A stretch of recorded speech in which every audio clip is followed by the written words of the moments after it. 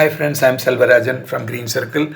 I have been interviewing so many people who are in the field of environment and nature. Well, this time I had a very great interview with Mr. Chakrapani, Deputy Conservator of Forest, Bangalore Urban. The idea of the interview was to know about the status of the Indian forest, and believe me, we had a wonderful interview with lots of knowledge inputs from Chakrapani ji. So please watch it until the end. Yeah, myself, I am Chakrapani, presently serving in the Forest Department as Deputy Conservator of Forest, Bangalore Urban Division.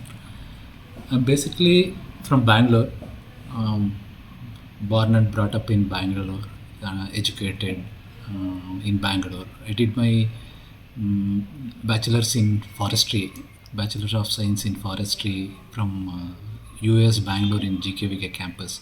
Then went on to do my master's in agriculture in genetics and plant breeding from US Bangalore. Then I got into the Forest Service 1997, where I joined as a range forest officer, like topping the selection. I stood first in the state. Then went on to the training in Haldwani in Uttar Pradesh. Then even in the training, I was the gold medalist then. Great. Being a gold medalist, like I had an opportunity to get directly recruited as a assistant conservator of forest. Fantastic. Again went on to do my training at Dehradun for another 2 years in SFS College Dehradun in 2000 to 2002. After that, from 2002, I have been serving all over Karnataka. Till now, I have served in 10 districts of Karnataka across varied cultures and varied agroclimatic zones, and also the varied forest types. Sir, could you please tell us something about the Indian forest, status of Indian forest cover? Say whether it's increasing or decreasing right now. What's your opinion, sir? Forest cover has to be told in at least two ways: tree cover and the actual forest land. Yes. Cover. No? Yeah. We have to distinguish these two between tree cover and forest cover. Yeah. When it comes to tree cover, there is a recent increase. That is what our statistics say. Forest Survey of India says there is an increase in tree cover. Okay. That is very encouraging. But the other concern is all the quality of forest also. The quality of forest have to be maintained, and that going down is not good. That is what I would say. Okay. So you mean to say that even if we are maintaining the level of forestry in the country, the quality has to be improved. Yeah. Absolutely correct, sir. We feel that quality. What way you would like to have the quality improved? Can you please give some suggestions? Quality improvement is the first would be to by protecting it, like in whatever state it is, not allowing it to degrade or deteriorate further. Okay. That would be the wisest way of doing it, like saving them in the way they are. And also we could bring in some interventions where we can improve their quality also. There are two ways. One is to kind of preserve them the way they are without allowing deterioration. The other one is bringing in some interventions so that we can improve them further also. I think we will have to make it more intense. Continue on that also. Like In the forest. Sir, you mean to say that we have to improve the quality? But all along the entire country, we are seeing monoculture everywhere. How could we address this one? Like eucalyptus and some monoculture trees are there. In almost every evergreen forest also, it is one of the dominant factors. So what do you feel, sir? Monoculture, it once again, forest management will have its own purpose. Okay. Like when we are managing forest, for what purpose are we managing? That will drive our management. When in case our management is focused towards raising plantations, plantations to cater to timber needs or fuel wood needs or pulpwood needs, then we have to go in for monoculture only. There is no other way. Okay. But that doesn't mean that we convert a heterogeneous wooded forest into monoculture. That is not the thing. But wherever there are clear spaces, like where there is clearing, I think there we can go in for monoculture and cater to the demands. So demands are also there to cater, and where monoculture will be the only way of doing it, meeting there. But on the other side, there has to be a balance where we will have to preserve the natural forests in their own way, maintaining the diversity of everything inside the ecosystem. So, wildlife management, forest management, it all comprises of the total biodiversity, as you would like to agree with me. It's a total biodiversity conservation. That means the law in the country, law of the land, must be absolutely matching what is the requirement of the people, what is the requirement of the country, all those things. So, in this background, do you think that the changes which are happening in the Wildlife Act and Forest Act, this will help the country to have more forest? The forest laws and wildlife laws in India are quite good, considering like because Indian forest laws they have come in during the British rule, and with a lot of reasoning, the forest laws have been put in place. But because the forest laws came, so the department came, and all with it came the responsibility of preserving the vast lands under forest. Today, as you see, like there are 21% of geographical land is under forest. These laws allow a department to function and manage and preserve and protect these forests also. I would say our laws in India, forest and wildlife laws, are quite adequate and quite competent in preserving and protecting the forest. Because India is a role model. Because we see many third world countries, they have not as the third world countries, they are very good in natural resources like forests. Yeah. But when it comes to the institutional mechanism of forest department and forest laws, they may not be as ahead as India. India that way is a role model in these third world countries, having good forest laws and wildlife laws. That is what I wanted to say. One light question, sir. You might have gone into many forest areas and you would have come across animals, wildlife there. Do you have any incident that is in your which is unforgettable for you? For me, the most unforgettable incidents was in 2003-4 when I was serving as a probationer, ACF probationer in Chordi in Sagar, where during the night we had a call that they are cutting trees in the forest, rosewood tree, which is of high value, and we had to rush to the forest in the night and take action on it. Antisocial elements. Yeah, the people who were actually like they were cutting and taking it away, and in the dark we had to reach that place and stop them or somehow take action in the process. That night where we had to do it, where we just three of us did it, me and just two of my field staff. We went there in the night with the help of a local villager, and that incident of taking that tree to our possession and chasing those people away and trying to do all that process, I would say was the most unforgettable incident where we were forced to use the firearm also. This I would say was the most unforgettable incident. Nice, sir. Sir, I think this kind of human intrusion into the forest is happening, which is quite often found in India, notified by people like you. Encroachments is one of the major issues in the forest, I feel. And especially in Karnataka, we find that some kind of encroachments by villagers, it will be very difficult for you to control it. What measures you would like to suggest, or how do you feel we can address this issue?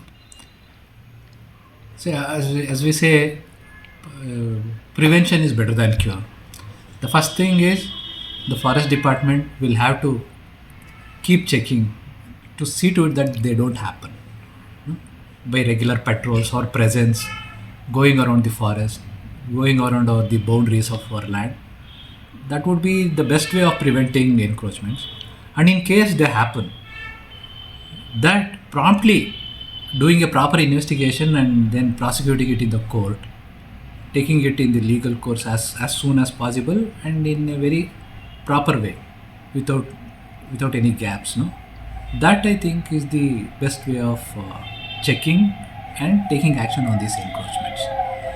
Being a very populous country, it's natural that there will be a lot of pressure on the land, whether it's government land or forest land will also not be spared because it's a common land.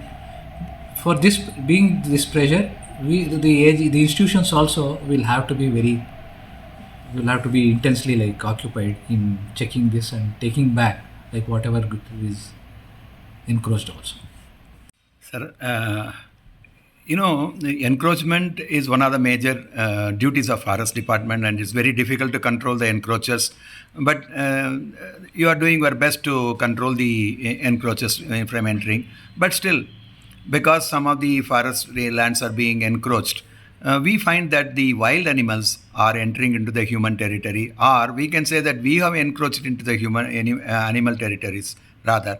Elephant corridors are being affected, and some recently we have come to know that there is a leopard which was going around the areas in the urban areas, which we were not able to trace it and find. The people have found it very difficult. Forest officials found it very difficult to trace the animal. What do you think about this, sir? In my opinion, this management has to be at the landscape level, because forest is only a part of the larger landscape, and forest department can only plan what can be done, what interventions can be done inside the forest. Outside the forest, we have no say or we have no control. I would say that other institutions have to be brought into the management so that the management happens across the landscape and the landscape level, and we can be more effective in handling these situations. So of late, what is happening is only like as an emergency response, other agencies are responding along with the forest department. It would be better our planning happens at a landscape level where other agencies like the police or the revenue department is all involved, or the rural panchayat raj department. Everyone is involved in the management of the issues, so that it will be more comprehensive and will be more effective in conservation. Sir, this animals getting into the human territory, or human entering into the animal territory is a quite common occurrence. And in this context, I would like to know, rather related question I would like to know, if you are going to have a census of tigers or census of elephants or census of leopards, how do you do it, sir? What is the methodology you are following in the forest department? See, the question is like, why do we do a census? I think that would be the first question. Yeah. Because we have to know the resource to manage the resource. Like even in human population, a census is done every once in 10 years. They do that because they can plan accordingly the next 10 years and provide them whatever welfare measures or the governance has to be done. Similarly, when we are managing wildlife, when we have to manage elephants or tigers, we need to know their numbers.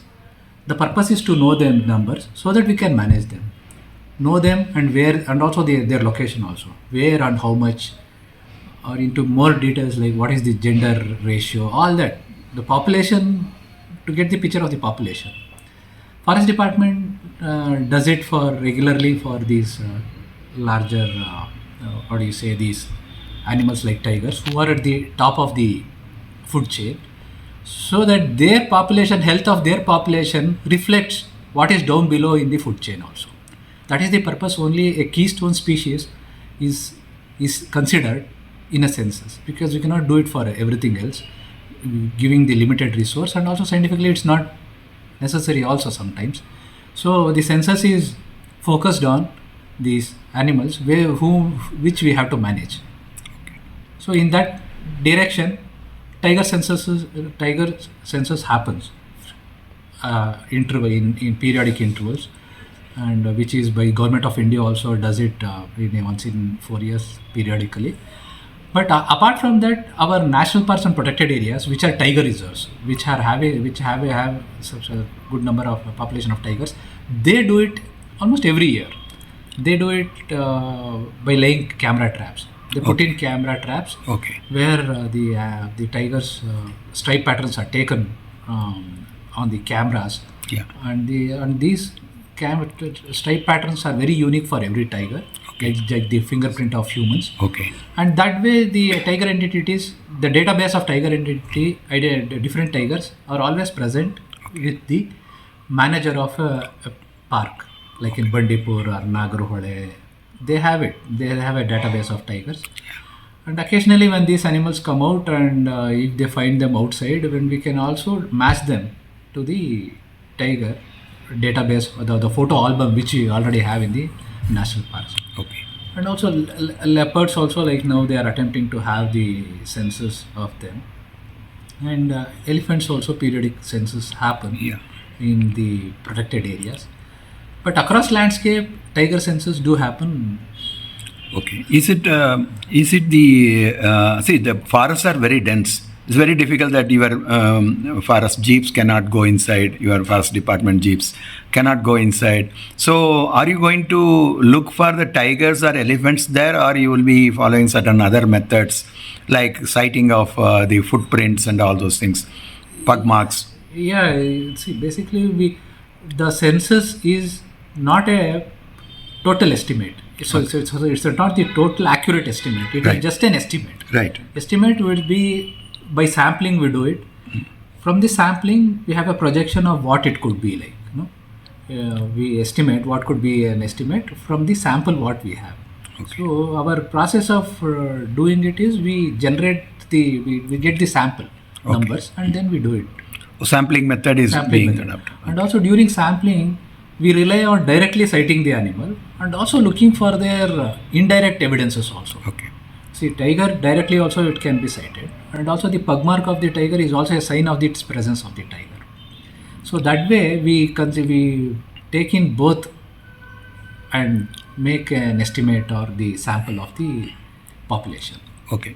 It's normally told that forest officials are not sufficient to do this exercise. Are you taking the help of some NGOs or and some associations or from the people, students and all for these activities?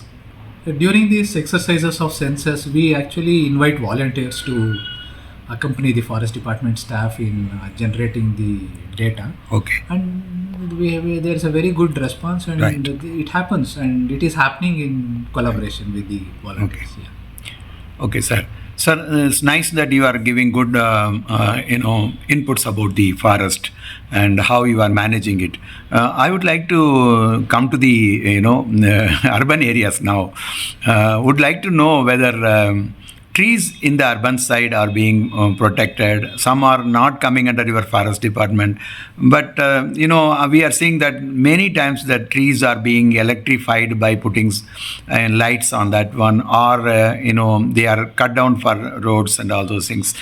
And sometimes the termite attack is there. This kind of problems which we have to preserve the existing trees and forest cover, tree cover. What do you mean in the earlier part of this interview? That tree cover has to be protected. So if we want to protect all these things, what is your suggestion, sir? The protection, once again, as you said, our regular patrolling and our staff, the field staff, they have to see to it that it doesn't happen. Even if it happens, in the initial way, the tree has to be relieved of whatever damage is being done to the tree. First is by effective patrol on the field by our department, it can be done. And as I said, there are other civic agencies also in the government. Even they have to be involved in effectively reducing the damage on trees. But my question is there any tree protection act? I think there is one Karnataka tree protection act is there. And can we use that one? And do you have any jurisdiction for that act? And we certainly have. Under the Karnataka Tree Preservation Act, any form of injury to the tree is a punishable offence under the act. Okay. So the people can be punished under the act. So this is one way of see that the trees are adequately protected from damage. So what we can do, the citizens can do to use these acts, and how we have to make compliant or to preserve, what can be the role of NGOs and voluntary organizations? Yeah, in most cases what happens when a person becomes a victim, citizen, he goes and files a complaint in the police station. But here it so happens the victim is someone else, and the person who is taking note and complaining is a person. So here it's a strange situation. where the victim doesn't go and complain. Someone on behalf of the victim has to go and Obviously, yeah. go and put a complaint. So it is challenging. Yeah. You know, like people will just give a phone call and say you go and act on it. You cannot expect them also to come and file a complaint in that case. So in this case, if the damage is too much, I would say citizens have to come out and at least they have to file a proper complaint, because only a complaint and the test of evidence only will stand in the court of law for punishing the offenders or whatever. Without that, plain complaining or just propaganda will not practically yield any results. That is what I wanted to tell. It has to be. Yeah. The existing trees have to be protected. Some termite attacks is a quite common occurrence in Bangalore urban area. How could we solve this problem? Termites once again are a part of the ecosystem, and Okay. as long as the damage is not too much on the tree, Okay. I think that the trees will naturally have they can recover against them, Yeah. as long as it doesn't overwhelm the trees and take the tree as a victim. Yeah. And most of the times when there are no much rains and it's too arid and dry, the attacks will become more. Maybe some watering and bringing in some moisture, no, in the surrounding areas can reduce the termite incidence and bring down the impact of the termites on the trees. That is what I feel. You have given a very valuable time to us, but I would like to ask one last question, sir. That last question is forest fires. It is quite a lot of occurrences happening, forest fire, both in urban areas as well as in forest areas. Yeah, please tell. Yeah. Forest fires are a regular phenomenon in the forest. Man-made or? Yeah, mostly they are all man-made only, because they will be man-made, but once again, whether they are intentional or accidental would be the question. Fires, most of them are man-made, that I would admit. But are they deliberate or were they accidental would be the next question. Forest department sees to it that they take some preventive measures so that they don't happen. And if they happen, we do take up some remedial measures also. Preventive measure is like that we have an identified fire season, the dry season, no? From December to April or even up to May is considered as the fire season, where we have increased vigil in the forest to see to it that there is no fire starting. Even if there is fire, we immediately go to the place and put off the fires. And also the fire lines are created before the fire season. For these fire breaks or barriers or breaks in the vegetation or the debris, no, like the inflammable debris on the forest floor, they are cleared as strips along the roadsides where the fires start. So they don't start. Even if they start, these are regularly they are interrupted by these fire breaks inside the forest, so that the fire doesn't spread over extensive areas. They are limited to grids or small areas in the forest. So these are all the preventive measures, and we put fire watchers. These are exclusive staff for the fire season, who are recruited or are staffed over and above our regular field staff. So these fire watchers are deployed during the fire season, and they remain close to these areas where fire is prone, like those areas which are prone to fires. They are mapped also. We generate maps where we have maps which shows that there are frequent past incidents of the forest fires. So it shows that okay, these areas there have been regular fires, so we have to be vigilant about these areas. So that we do, and we have awareness programs on the edge of the villages, forest villages, and we have some participatory models also. There are committees along with the villagers. The forest departments operates in participatory models with the villagers. So all these are, and we create awareness. The stage plays. People are brought into the forest. Visit to the forests are done by the villagers. So all these like prevent, and even if something happens, if the forest fires are too huge, when we are not able to control them, we take the support of the fire brigade also. The fire department also is engaged in handling big fires also. So these are all the ways of doing it. And of late they say forest fires are increasing because of the global warming, all that. maybe the scientific data can reveal the trend, what is happening, but that they say is a recent trend. So this is my forest fires is a major challenge to the forest department, because these fires will impact the quality of the forest. The productivity of the forest also can be impacted. As we say, forest will have its productivity.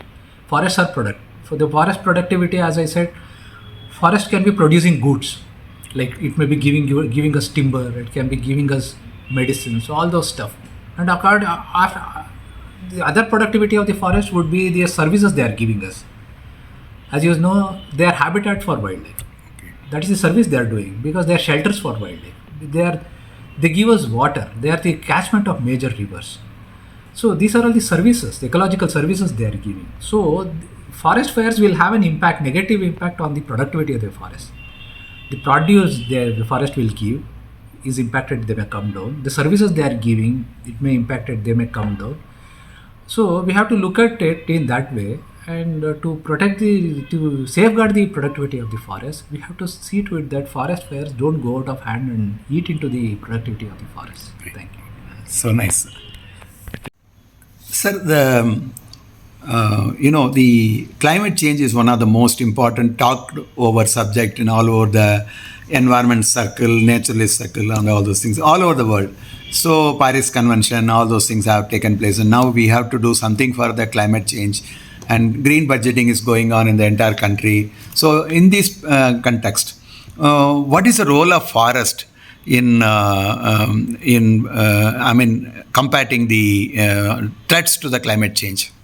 Climate change, I would like to draw your attention to how the United Nations started in 1945 after World War II. United Nations started because war and battles was the major threat to the world then.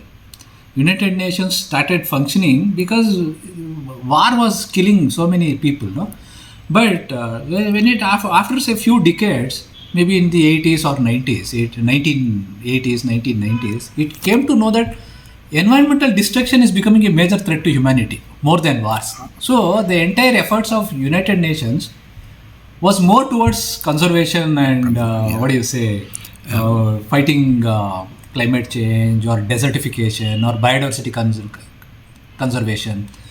The CBD, which came in 1991, the Convention on Biodiversity Convention, or the Earth Summit talked of three things: combating desertification, biodiversity Convention on Biodiversity, and the United Nations UNFCCC, that's for the climate change. Yeah. So climate change, desertification, and threat to biodiversity were three major things where the United Nations Earth Summit happened, and all the countries unanimously signed in these conventions, agreeing across the globe that these are the threats to humanity more than war. And ever since, all these conventions on biodiversity, convention on climate change have been regularly happening. As you said, the recent convention in Paris on Earth Summit, on the climate change, or everything, starting from the Kyoto Protocol, it has been so critical. So when it comes to forestry and climate change, we know like how much of damage climate change is doing to life on Earth. You know?